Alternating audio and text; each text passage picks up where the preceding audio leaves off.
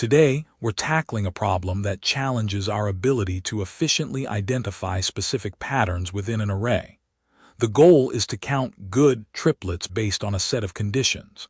It's a straightforward problem on the surface, but can we find the most optimal way to solve it? Given an array of integers and three thresholds, b and c, we need to find the number of triplets I, j, k such that I is less than j and j is less than k. A triplet is considered good if the absolute difference between array element I and j is less than or equal to a. The absolute difference between j and k is less than or equal to b, and the absolute difference between I and k is less than or equal to c. The most intuitive approach is brute force. Use three nested loops.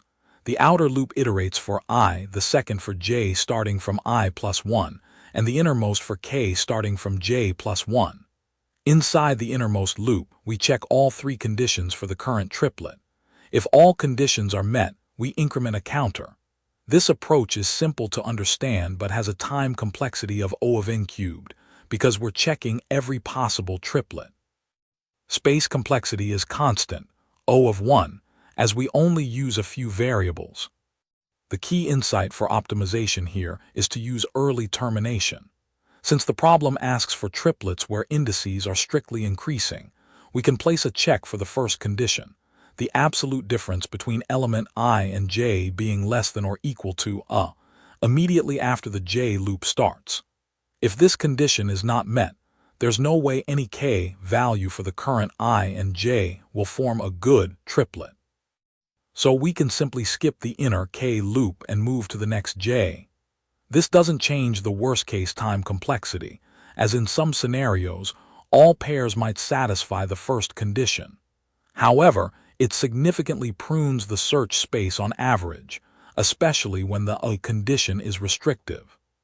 The rest of the logic, checking the b and c conditions, remains inside the k loop, just as in the brute force approach. Let's trace this with an example. Array 3, 0, 1, 1, 9, 7 and thresholds a equals 7, b equals 2, c equals 3. We initialize our count to 0, when I is 0 pointing to 3. J starts at 1 pointing to 0.